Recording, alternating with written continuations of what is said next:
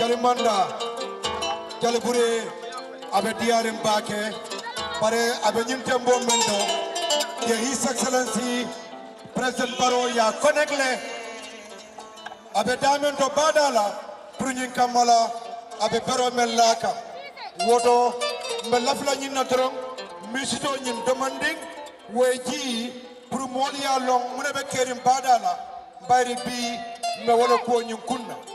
Woto Jalimanda Jalibure Mantala Janinkene Kombijang ga President Konyeng Mobe Focus ka screenol Jube Kaje ko nyim brefolo nying Muya Lonko Wolamu Deep City li taxone ñu ñew fi ni lolu moy affaire ports bu es bi nga xamne mom lañ nekka pour sampa Sanyang tay ni ñu ngi lay di foundation stone His Excellency President Barrow mu ngi anda ak First Lady di Ajaratu Fatou Ba Barrow ak ñeneen ñi ministre Sami ak ñi nga xam ne ñoom day contact aussi ulo nyama tagaje debe dara muja tambe wagoto maimuna sa pofelata dimo susa agaje maimuna ikirlajo aja kapital tani kino usagara bena aja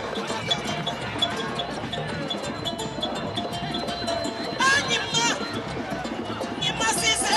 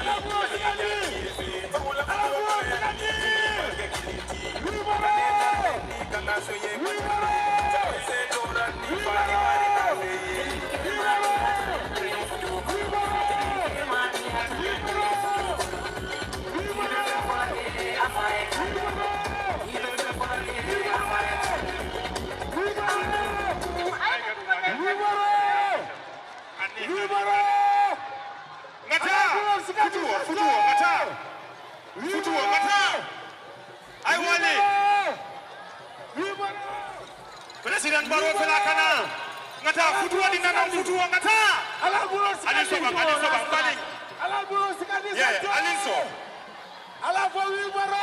Alinso ngata Mr. President Mr. President Mr. President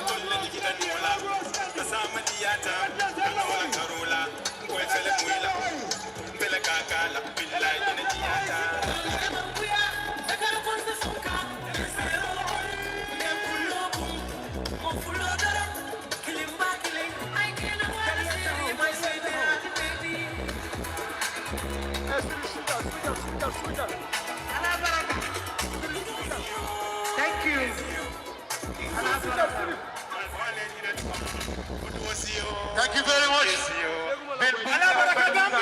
Put your hands together for Big Buka and Benny Buka. Yeah. Thank you very much. Oh, DJ. Fu mu nekk ñu ngi ñëw jël si bàkku réew mi di national anthem. National anthem bi. Waaw ki ñu doon xaar egsi na mooy His Excellency President Adama Barrow moom lañ doon xaar Lena Foundation Stone si picc bi ñëw na léegi national anthem la ñoo joxe suñ paree ñu foofu tey ba bor set. Yes. Si kontante la. Abije wala nyama nga national anthem uta.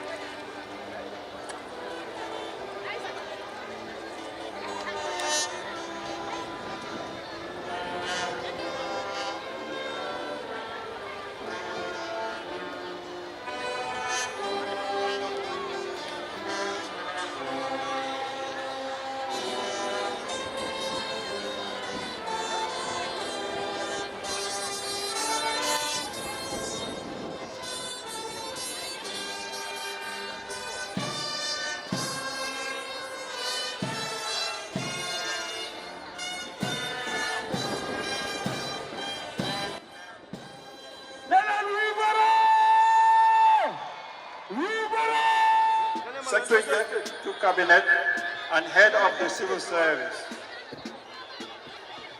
Permanent Secretaries here in attendance, distinguished Governor of West Coast and other regions here present.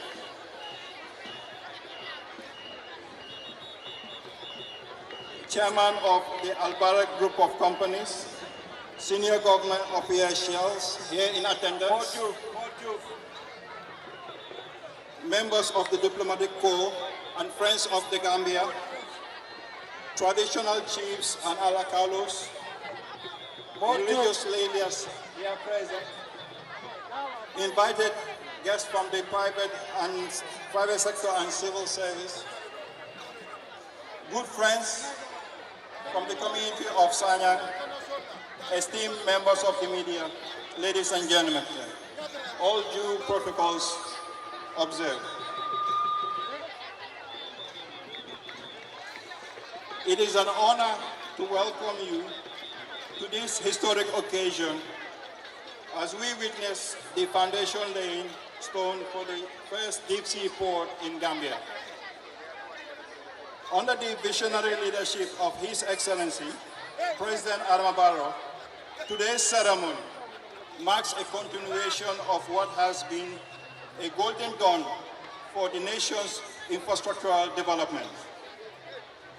This is more than just a groundbreaking event, but it is also a testimony of our collective efforts as we strive to build and modernize our homeland for the good of our people. On that note, I'd just like to run you through the program for today. As we welcome His Excellency and have had the national anthem from the police band, we now invite prayers from the Imam of Sanyang, Imam Seydou Bojang. Can we welcome Imam to the podium, please? أعوذ بالله من الشيطان الرجيم بسم الله الرحمن الرحيم أعوذ بالله من الشيطان الرجيم بسم الله الرحمن الرحيم الحمد لله رب العالمين الرحمن الرحيم مالك يوم الدين إياك نعبد وإياك نستعين اهدنا الصراط المستقيم صراط الذين أنعمت عليهم خير المغضوب عليهم ولا الضالين آمين بسم الله الرحمن الرحيم ألف لام ميم ذلك الكتاب لا ريب فيه هدى للمتقين الذين يؤمنون بالغيب ويقيمون الصلاة مما رزقناهم ينفقون والذين يؤمنون بما أنزل إليك وما أنزل من قبلك بالآخرة هم يوقنون أولئك على هدى من ربهم أولئك هم المفلحون الله لا إله إلا هو الحي القيوم لا تأخذه سنة ولا نوم له ما في السماوات وما في الأرض من ذا الذي يشفع عنده إلا بإذنه يعلم ما بين أيديهم وما خلفهم ولا يحيطون بشيء من علمه إلا بما شاء وسع كرسيه السماوات والأرض ولا يؤوده حفظهما وهو العلي العظيم ربنا ظلمنا وإن لم تغفر لنا وترحمنا لنكون من الخاسرين ربنا آتنا في الدنيا حسنة وفي الآخرة حسنة وقنا عذاب النار ربنا اغفر لنا ولإخواننا الذين سبقونا بالإيمان ولا تجعل في قلوبنا غلا للذين آمنوا ربنا إنك رؤوف رحيم اللهم صل على محمد وعلى آل محمد كما صليت على إبراهيم وعلى آل إبراهيم وبارك على محمد وعلى آل محمد كما باركت على إبراهيم وعلى آل إبراهيم في العالمين إنك حميد مجيد سلام قولا من رب رحيم والله يعصمك من الناس والله يعصمك من الناس والله يعصمك من الناس نصر من الله فتر قريب بشر المؤمنين إن الله وملائكته يصلون على النبي يا أيها الذين آمنوا صلوا عليه وسلموا تسليما صلى الله تعالى عليه وعلى آله وصحبه وسلم تسليما سبحان ربك رب العزة عما يصفون وسلام على المرسلين والحمد لله رب العالمين الرحمن الرحيم مالك يوم الدين إياك نعبد وإياك نستعين اهدنا الصراط المستقيم صراط الذين أنعمت عليهم خير المغضوب عليهم ولا الضالين آمين الحمد لله رب العالمين الحمد لله رب العالمين الحمد لله رب العالمين.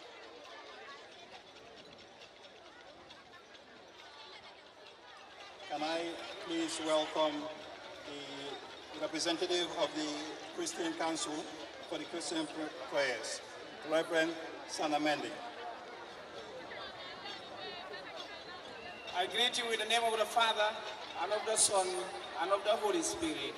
Let us pray. Almighty God, to whom all hearts are open, and all desires known, and from whom no secrets are hidden, cleanse the thoughts of our hearts by the inspiration of your Holy Spirit, that we may perfectly love you and worthily magnify your holy name, through Jesus Christ our Lord. Amen. Let us now confess our sins before God. Most merciful God, we confess that we have sinned against you in thoughts and words and deed. We have not loved you with our whole heart. We have not loved our neighbors as ourselves. In your mercy, forgive what we have been. Help us to amend what we are and direct what we shall be. And that we may delight in your will and walk in your ways through Jesus Christ our Lord. For it is written that if we confess our sins before God, he is there to forgive us our sins. Amen. The grace of our Lord Jesus Christ and the love of God and the fellowship of the Holy Spirit be with you all. Amen. In faith, hope, and trust, we begin the building of the foundation of the Sanyang deep sea port by laying this foundation stone in the name of the Father and of the Son and of the Holy Spirit. Almighty God, ruler of all things in heaven and on earth, give us every good gift. Inspire the building of this seaport and give us the wisdom and courage to complete it.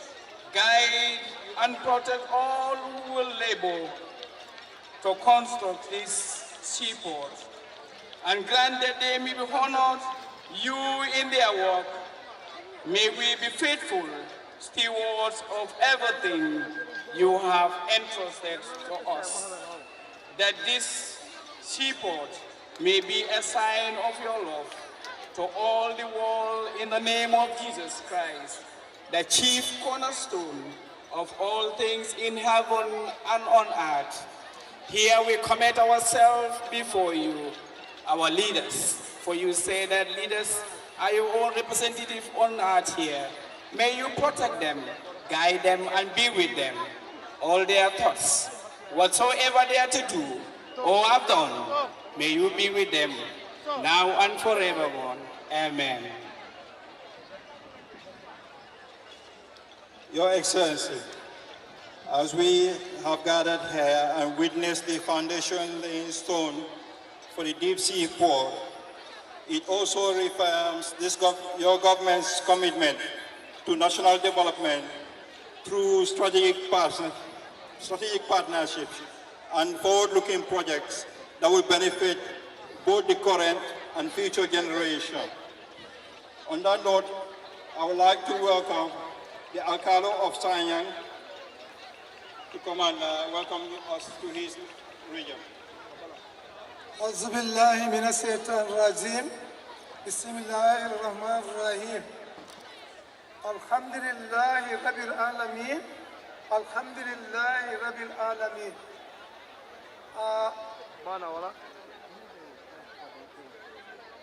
Council of Elders of Sanyang, the BDC of Sanyang, the women and the youth of Sanyang, and the entire Combo South District, West Coast Region, Batandila la bela ko, di kata lumbalati Combo Banko Bay. Asniya jang ko yung kata kubati. Almost 100 years back, wole nyintari ko di ko, ni silo bota birkama, naftata Sanyang badala, ning kaila kuba be funtila Sanyang sate kono, aning Banko Beka. Akata momo nyala bi, alama yele malambe si maya banin jati kendiani ngarje filimoti. Akata horebu, akata HE Adama Barrow mina watola, anala ministry, anala cabinet, anala molu bay, for alamang ayele lungo, I came more bay nyan.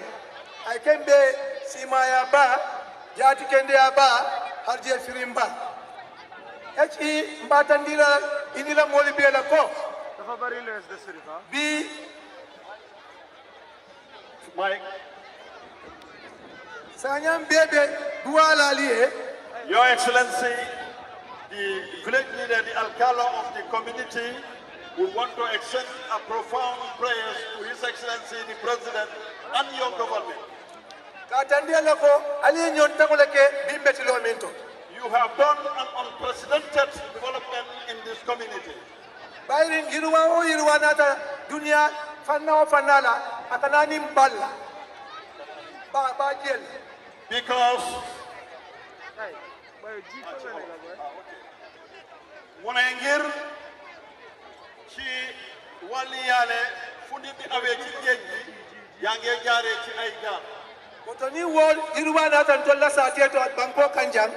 Mu ne kon yokkute boobu wala jël kanam boobu su ñëwee ci dëkk bi fii bi wakata momo nyala ni Banko Beka minu be ma beta bi bengoto kon ñëpp ñi ko fi teewee fii ci ndaje bi alamang aliya joki mo be la siyo la simaya ba ani jati ken jani arde fi alkaali bi ne mu ngi ñaanal ñëpp yàlla yokkal leen ko ci fan mu gudda ak wér gu yaram ak yokkute di tol minu tata bada da pour kam la berela je nyala mu ne tey demoon nañ ci tefes si Sanyang bi gis His Excellency President Barrow muy teg xeer bu njëkk pour liggéey port bi fii ci Sanyang. Oto aning poro la mol mi yalon ko lebe responsible li nyindo ko la kon nag moom président réew mi ak kilifa yi ngànka liggéey bi ci wàlli port bi Sanyang ni Banko bebe duale si maya ni jati kende ani la banku nyima mu ne waa Sanyang ak tundam yëpp ñu ngi laa ñaanal fan wu gudda ak wér gu yaram kontano mi be Sanyang ko la bi aning Gambia aning West Coast aning Combo South ko to fala no mu ne kontante bu mbég nekk fii ci Sanyang waa Combo South waa West Coast Region ak Gambia amut dayo oto bi tolba na ko dan na ngine la ka dua la fa mol be fa se dua la fa foni akumasa bi asebano alhamdulillah rabbil alamin alkaali bi ne fii laa emal kàddoom ñu ngi ñaan liggéey bi ñu somba ko ci jàmm liggéey ko ci jàmm mottali ko ci jàmm mo la ba mo ñinete ko ala ala man sa punda ba akato kan mu ne fi moo jeexalee waxam xam na ne Your Excellency sa nguur gi yaa ngi liggéey bu baax di góorgóorlu ase yam fa ay sabari ay bala fa Sanyang kol fa na ye projet to nata dami ay sabari ay yam fa ay ma koy ran projet to nata Sanyang min sa te ko ja mu ne ñu ngi laa ñaan suka ci sa ron nga jégal leen seet itam ci li nga xam ne nii projet bi ñëw fii ci Sanyang gannaaw fii la ñëw ase Sanyang kol nafa ay Combo South nafa ay Gambia nafa ay West Coast nafa pour liggéey bi waa Sanyang gi ci seen boppa waa West Coast Region gi ci seen boppa ata ko min be kata ñu ko no Sanyang kol ya kalam tale de mu ne wàkkirlu ak liggéey bu rafet liñ ci def nii ci liggéey bi yëpp waa Sanyang yëg nañ ko ko chef la commandant la ministre la ani ala do ku ñoli be e kata kata ke jindlanto mo be yakalanta li ci war ci wàlli taxawaay yépp ci moom alkaali bi chef bi gouverneur bi ak yeneen kilifa yi fi nekk yépp yëg nañ ko so ala baraka ani na so fen sami fo non alkaali bi ne jërë ngeen jëf ñu ngi laa sant di la gërëm. Can I now welcome the CFO of Combo South? léegi ñu oo CFO Falalo Touré foog naa moom la Combo South. Bismillah ar-Rahman ar-Rahim, alhamdulillah rabbil alamin. Mbe banko president kontona. chef bi Alhaji Falalo Touré mu ne mu ngi nuyu président réew mi.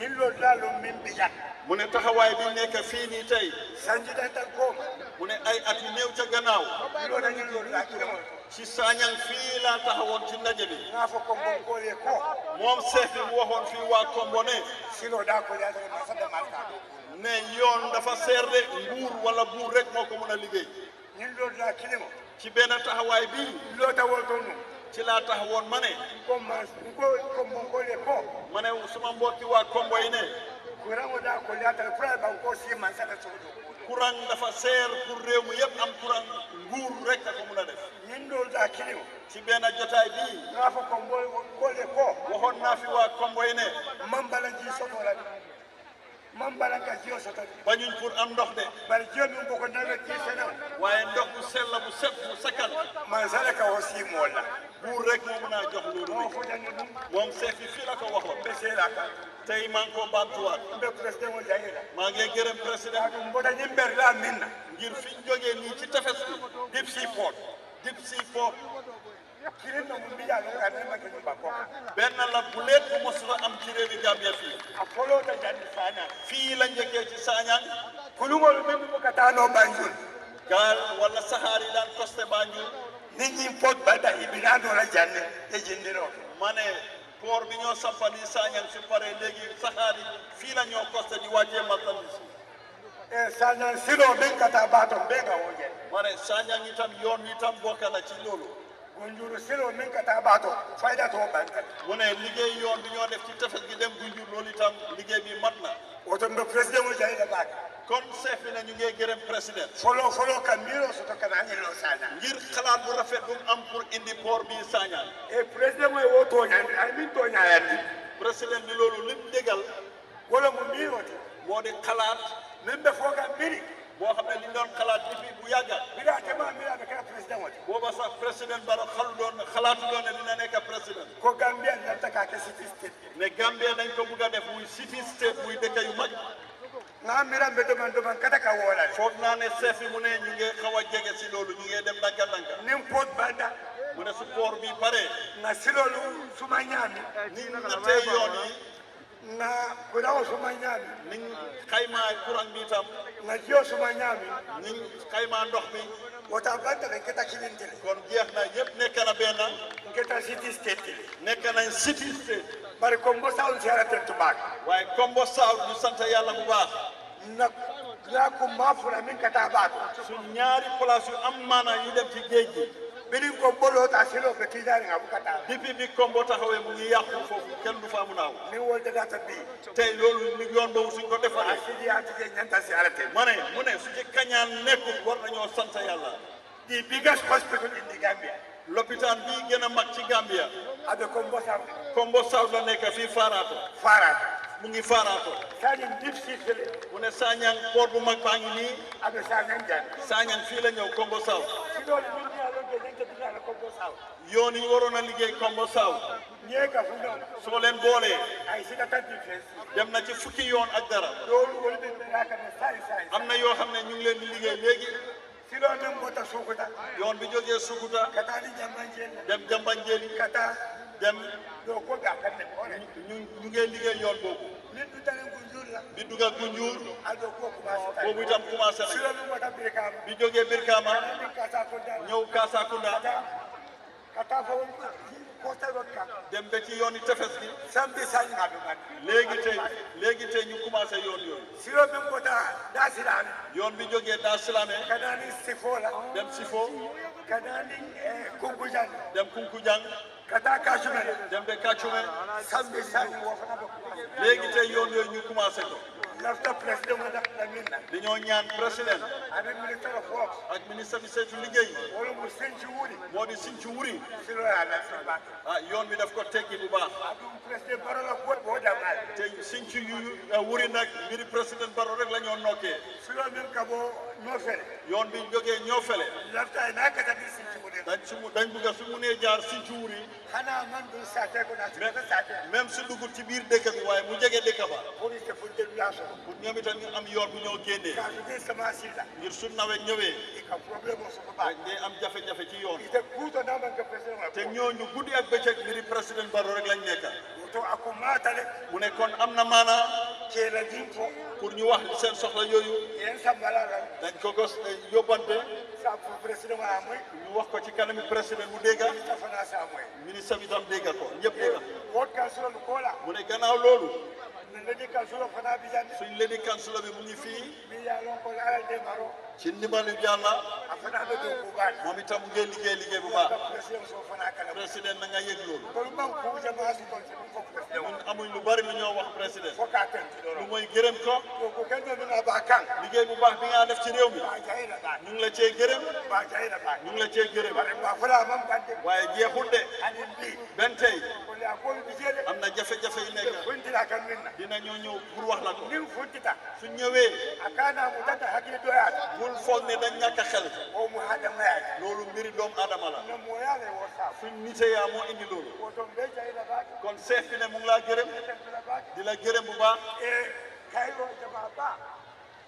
kayro jama ba ne jàmm ju bari alba jira banko di ngeen ko gis ci Gambia banko réew mi alba kisa fitino yàlla ñu yàlla musal ci fitna ya jeng ka ben jing ci ba soo gisee ñuy mën a am daje ko yi ñaato jibe dañoo seet ëllëg banko be su yaare jàmm moo fi nekk Gambian ko kon waa Gambia ayatel nañ sant yàlla mom mo ya lo képp ku ko xam abeti ba su cukula koo xam ne mu ngi xamba safara na ka ka na fa nañ fexe ñu fay loolu ay ka lo bi jande alkaali yaa ngi fi dip si port aka kedi kilal dafa am fuñ koo indi foto ay kalo kon alkaali yi ali konso bela ak councilors elders ko salto Kombo South ingira ko tan beneen place ala hakilo to bàyyi leen seen xel ngeen bàyyi xeex ale keno bula ngeen bàyyi place ale keno bula ngeen bàyyi place yimman sa sura ta do ko su nguur gi soxlaa pour liggéey place ali selo muy marché lopitano muy lopitaan karamolo muy school yasu ñu am place pàkka ñu fuñ koo sampa di jaay pàkka rek nañ ko wàññi nañ xalaat suñu bopp xalaat suñu doom yi ëllëg ñu xalaat réew mi jërë ngeen jëf jërë ngeen jëf. Thank you very much. Moment, I would like to invite can we hand over to the DJ for some entertainment, please? The DJ will entertain the guests.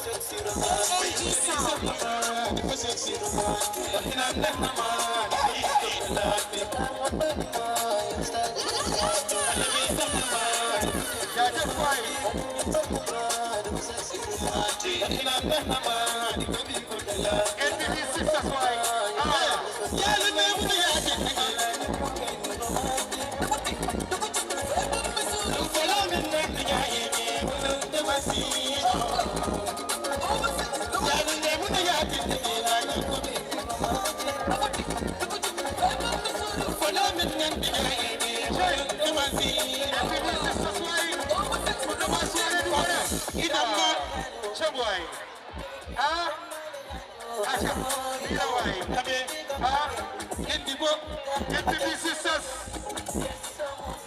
ikano udaya joni kemma bo nyami andi boro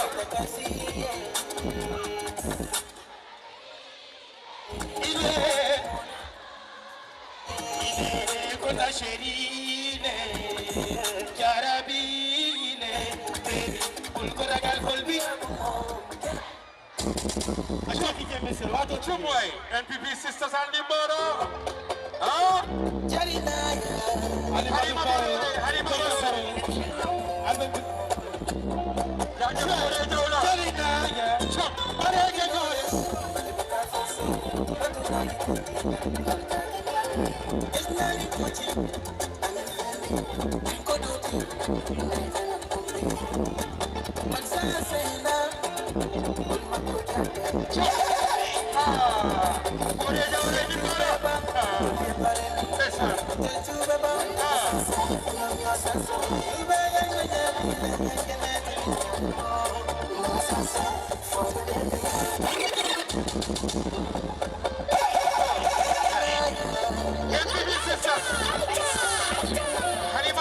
Harima Barrow. Kaya ko kasi na wala si Sanyang kana. Harima Barrow manasi way.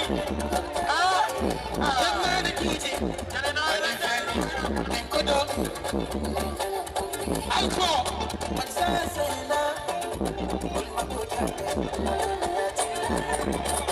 Harima Barrow.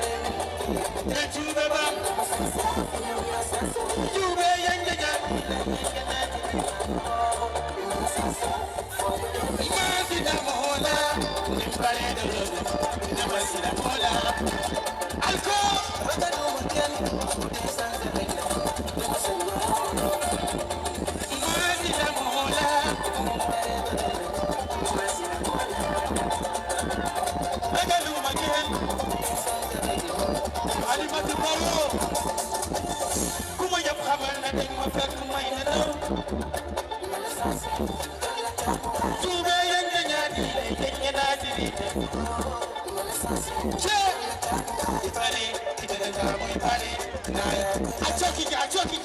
one more time.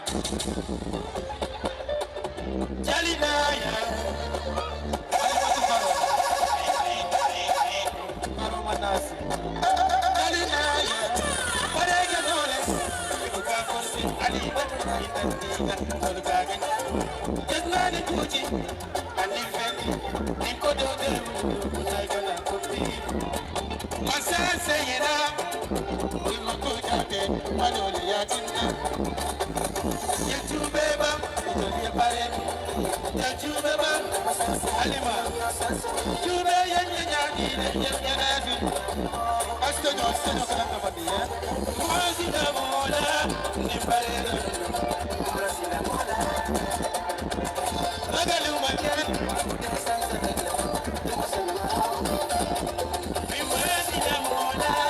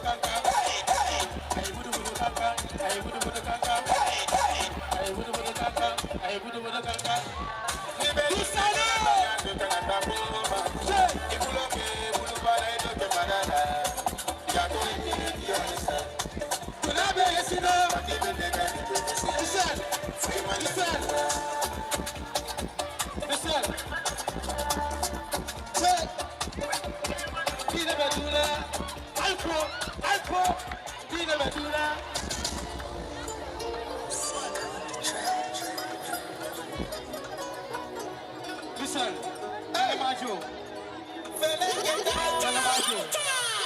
Nana Majo, Antina Wato TV. Tetale, Kanatale, Wintale, bye bye, bye. Imagen na frenti katuma na password lo. Da block la, da mute la ye. Fulla moy jay Dakar kelo be dawda jalina ya datiye. Bulmalal bulma yemeli yondo kundi mo italati nyaye. Na enemy no ye. Thank you for the entertainment. I would like to now continue with the program. I have the honor of welcoming the Governor of West Coast Region, Honorable Usman Boyan, to welcome us to his area. Assalamu alaikum. Your Excellency, President of the Republic of the Gambia, Mr. Adama Barrow. Banco President, Your Excellency, Mr. Adama Barrow. Your Excellency, the First Lady of the Republic of the Gambia, Fatoumata Barrow. Banco President Olandomonyo, Her Excellency, Fatoumata Barrow. Today marks one of the most historical days in the transformative agenda of this country. Bi kafuta lungo ekonomiya go tariki balen mimbe denni yirwala tumpumo la yele mandiro la Gambia kono jang. Your Excellency, today, the 5th of July 2025, you have marked and added to your legacy on the history of this country and your own life.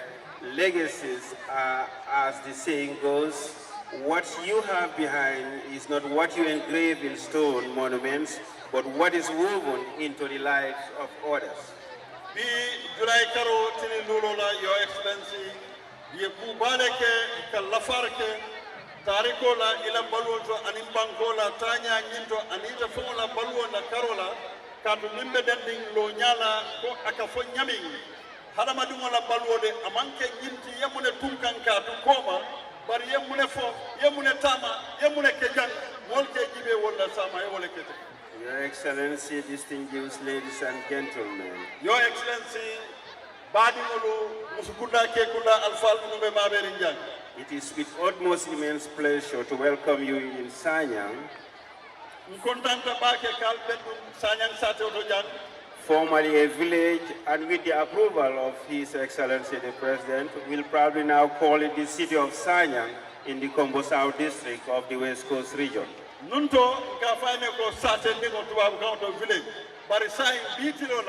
His Excellency President Adama Barrow du ñoning ala kamoñin kan bi Sanyang keta sate bati ni yalon ko ka fay ko city.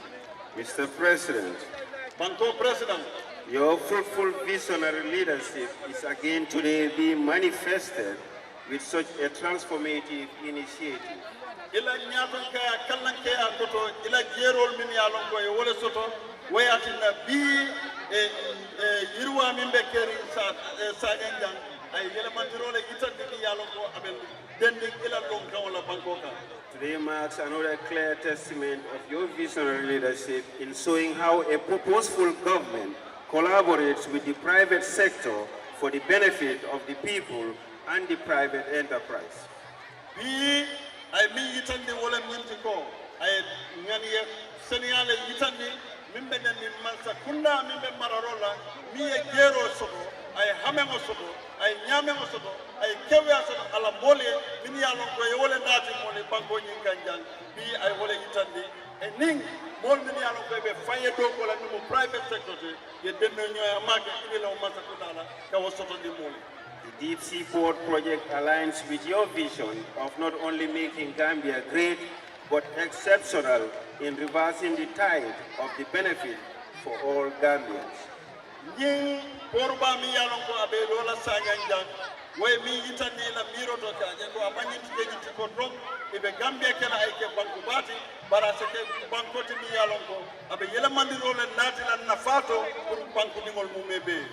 Your vision and persistence in guaranteeing a transformed Gambia is paying significant dividends.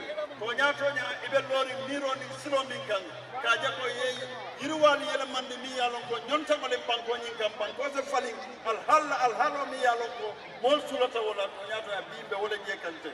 The employment opportunity that comes with the project is a clear testament to your vision for not only the West Coast region but for all of the Gambia.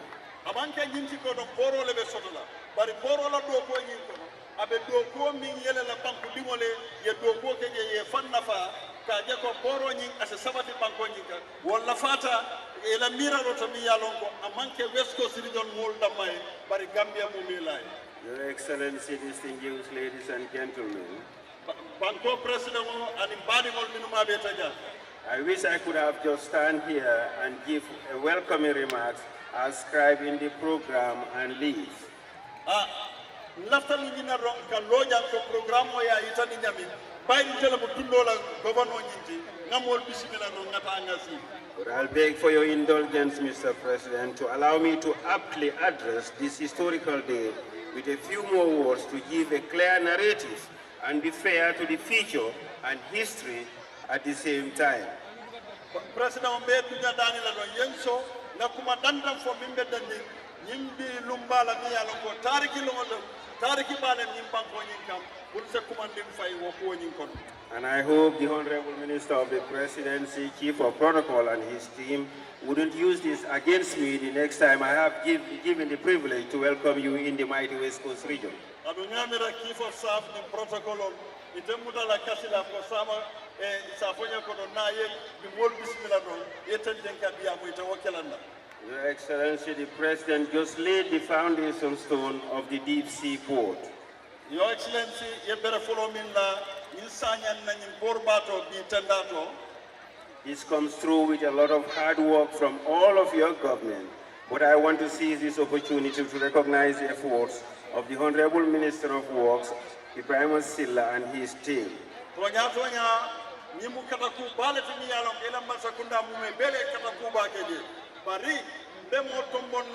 Nimu minister timi mata do ko kunya la nimu honorable Ibrahim Silati ala wakilo na ala kataku anala do kulal ye minke in project. Honorable Silla and his team work with the office of the governor to bring the most important stakeholders, that is the people of Sanyang, to the table to get to understand their plight whilst considering the magnitude of this project and its significance to the people of Sanyang, the Congo, and all of the Gambia. Honorable Minister Silla and the Governor Esita, ye mol falam kumande mini alon ko e niya soto ye kamo soto nyindo ko nyinto mimbe Sanyang ka yitandila ado ko nyi sining samo abe na fami wulule aning ibe tamayala min ko nyin kono adu puri akala mata ko nyin do ko la kumaya anala donya banko nyin kan abe Sanyang kolle ani fonan kombon ko ani Gambia ni wol mebe. Your Excellency, allow me to recognize the Managing Director of the GPA, my own brother Antoma, MD Jobate, with his in-depth knowledge of the project and port's operations. He took the baton and most importantly, has the ability and agility to lead and position himself and his team where it was needed for the success of all of us as a team. Your Excellency, mbe idanila kursuti ba min mata Gambia Post Authority lamfoma toma Usman Jobate ay kata ko min ka anala do kolu ay londit ko min tamande ani kawiya ko min tamande min poro nyito ala tamande nyanyito fo ka je ko bi nyindo ko kuma min be keri jang akenota fo nga londino tunkul min ya lon ko laftala ay tama wo nyama atena la do kulal mu mebe. And Your Excellency, to the people of Sanyang, I could not be more proud to be a brethren of Congo. Ako tonya Your Excellency hani bi Sanyang kolu te drobe Barrow fana ni kula itani na kon fana wosta bakele ka Congo ko dimoti bi ka kafima nyaadu tata. The elders, the Bulunda as Council of Elders, Bulunda kafo min bejang aning Alpha kafo min Council of Elders the Alcalo Imam and the Galant VDC, Sate Alcalo Almamo aning VDC enila mol min bejang, including their legal advisor and a community task force that they created. Anila yamarla kafo minu londi ani minu ke inyamendi wala ke hakilman iluwa ko wala katama nyamin. The CFO of Congo South, I can only say Allah Barak. Ako CFO mimbe Congo South inila jama molbe nde governor se mimfo no wala mintigo Allah baraka. It was not all glossy as it may look. When the going got tough and there was a need to recalibrate and move the gear,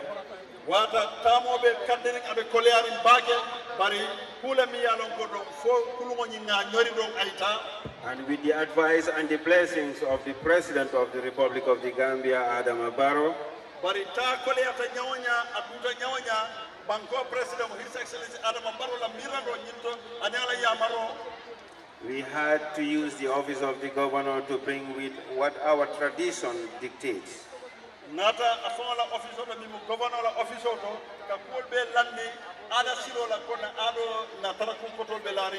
That is bringing all the Sefolu and Alkalolu of the indigents of Combo settlements to a private meeting with the people of Sanyang and the GPA management.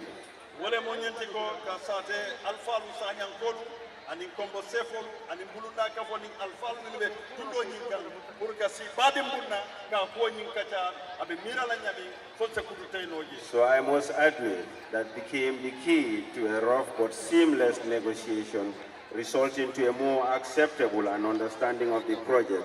So Your Excellency, on behalf of Combo and everyone else, I personally wish to thank you for that guidance and wisdom. Your Excellency, Banco President, Kombonkol beto yala ila miranya nyima mi yalon ko yewole rawai mo na fon tamata wala fon futa da bi to nya fete do foke tatu wala ke jaya. And today, as we make history, I want to say a very special thank you, Your Excellency, the President of the Republic. By the day July karotili lulola le tariko le ke kam mo nyonta o te Sanyang Your Excellency, Banco President. As we lay the foundation stone of the transformative DC project, we celebrate and jubilate. But I say thank you, President Adam Barrow.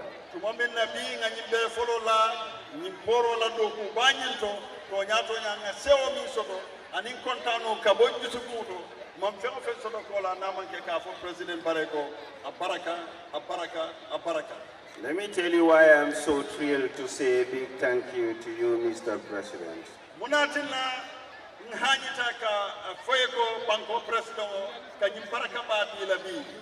Among the guests here, I have my fathers, my uncles, Paseku Bojang and Piers,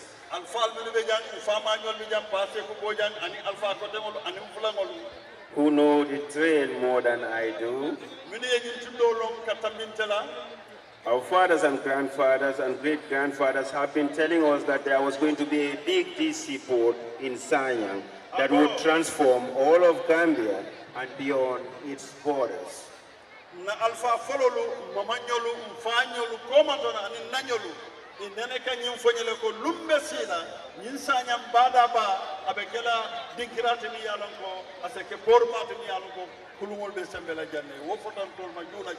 When our forefathers from the time of Kombosilla, and not to give credit to the Bainunkas and Kabunkas of Dusano, there always was the belief that there will be a seaport here.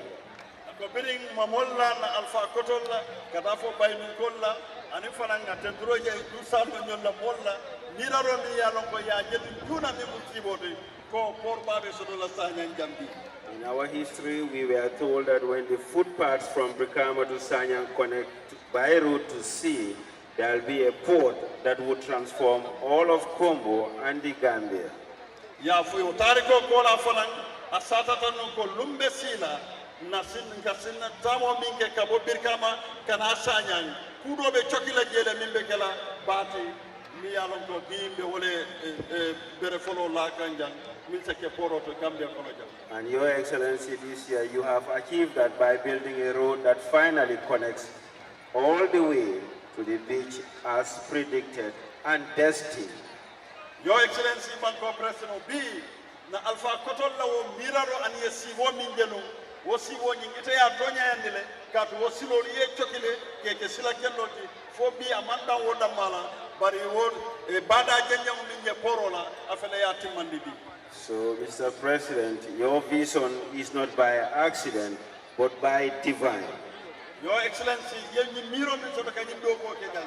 Amanke kuti mi yanko tonku kolem, bari kule mi yalonko, ani kulu miro le benta yewole timandibi. Your Excellency, President of the Republic, distinguished guests, ladies and gentlemen, it gladdens my heart to be privileged to welcome all of you to Sanyang, the West Coast region. I hope each and every one of us here today, witnessing this event and being part of this historical journey, appreciate the significance of this journey coming through the wisdom of a very great leader.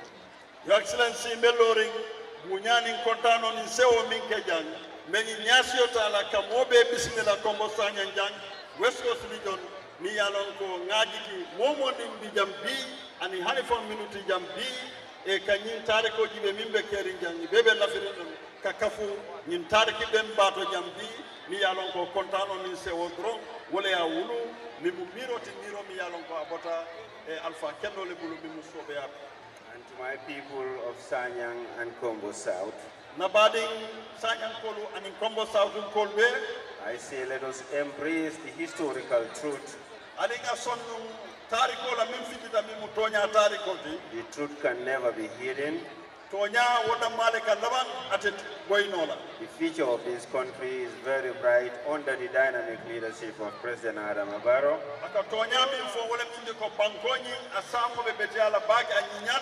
His Excellency President Barrow.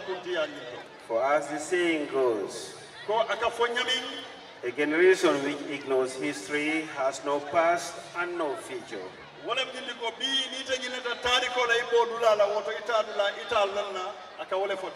And I will leave all of you with a Martin Luther King quote that says, quote, "The time is always right to do what is right." Martin Luther King wa mulonna dole te ay kumo min fo ako wato ina sila donko watini wate min nyanta kala wato la kube na kuma mandi kaka. Again I say welcome. Thank you. Ngalbe bismillah ala baraka ba. Thank you very much, Governor. Baraka Governor Usman Bojang for those kind words and wisdom. Uriyo kuma kendol minu bankeja. Your Excellency, Banko President, at this juncture, I would like to remind ourselves of a quote that the first president of this nation gave.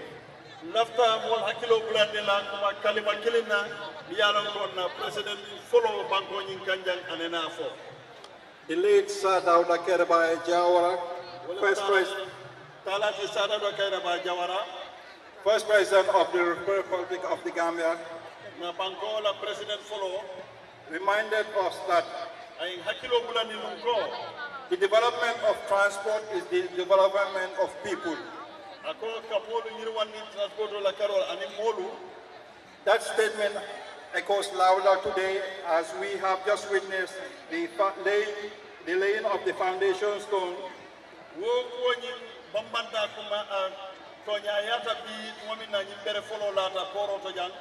which is going to be the cornerstone of a project that promises to transform how goods, services, and opportunities flow into the Gambia.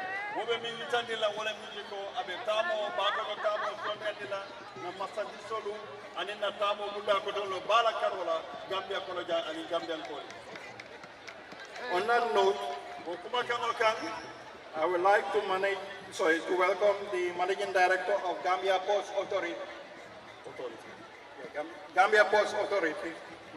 Gambia Ports Authority la Managing Director Kumandila Usman Jabate to to give a statement, please. At Financing Diamaleja.